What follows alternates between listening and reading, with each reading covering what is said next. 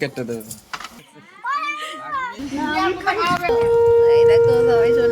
Hello everyone, welcome back to my channel with a new mini vlog.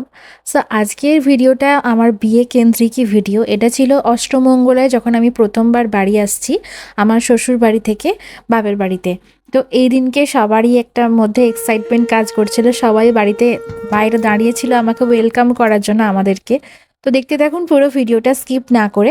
আর যদি ভালো লেগে থাকে তাহলে যদি ফেসবুক থেকে দেখেন তাহলে একটা লাইক কমেন্ট করে এবং ফলো করে পাশে থাকবেন, এবং যদি আপনি ইউটিউব থেকে দেখে থাকেন তাহলে সাবস্ক্রাইব করে পাশে থাকবেন পরবর্তী ভিডিও ক্লিপস দেখার জন্য। আশা করি আপনাদের এই ভিডিওগুলো ভালো লাগবে। আমার বিয়ের সময় আমার বোনপোর পরীক্ষা চলছিল, তাই জন্য আমাকে আনতে গেছিলো আমার বোনপো আর দিদি।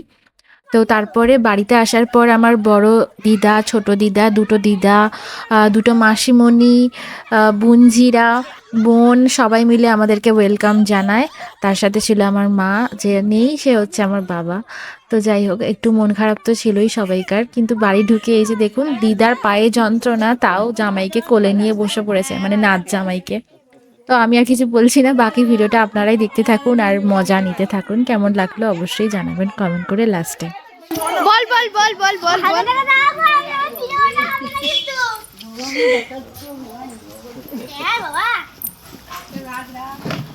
নি ভালো আছি বাবা এ শুনে যা।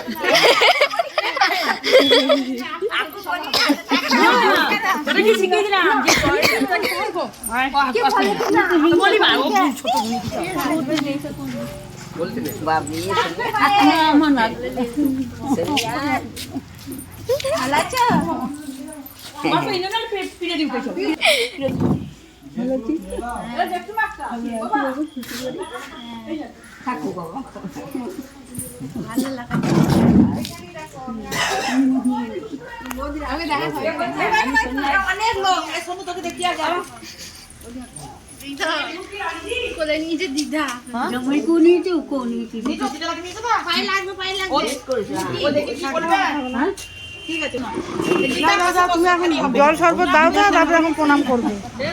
কাছে পিঠে রাস্তা না, অনেক দূর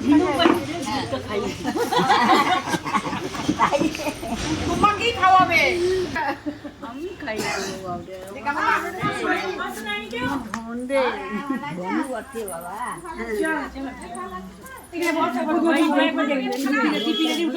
আয় রে।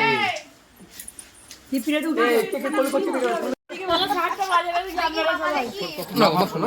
নিজের ইয়ে হয়ে গেল আমাকে না না ওই না বসালে ঘর চলো ঘরে এসে সব ভাই দাও গা ঠিক আছে ঠিক আছে ঠিক আছে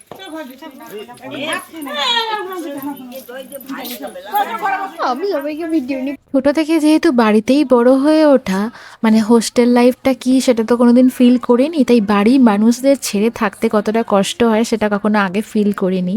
তাই এই প্রথমবার এত দূরে থেকে শ্বশুরবাড়ি থেকে যখন আমি বাপের বাড়িতে প্রথমবারের জন্য গেলাম, তখন আমার মনে হচ্ছিল যে আমার বাড়ির সবারও মনে হলো প্রাণ ফিরে পেলো, আর আমারও সেটাই মনে হচ্ছিল যে আমি বাড়ি এসে আমি প্রাণ ফিরে পেলাম এতদিন পর সবাইকে দেখে, সব কাছের মানুষদেরকে দেখে। অ্যাটলিস্ট আমি একটা চেনা সারাউন্ডিংয়ে, চেনা একটা পরিবেশে এসে পড়েছি, সেটা আমার মনে হচ্ছিল। যদিও বিয়ের পর মেয়েদের কাছে শ্বশুরবাড়িটাই তার সব থেকে কাছের, সব থেকে আদরের, কিন্তু আমার কাছে এই বিয়েটা একটা হঠাৎ করেই আমাদের হয়েছিল। 3 মাসের মধ্যে দেখাশোনা করে হঠাৎ করেই আমাদের বিয়েটা হয়েছিল।